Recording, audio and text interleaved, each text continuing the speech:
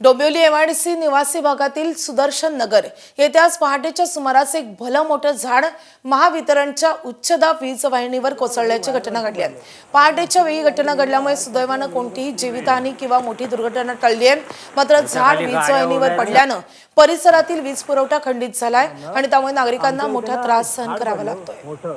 आणि ते एमएससीबीच्या live wire वरती पडले।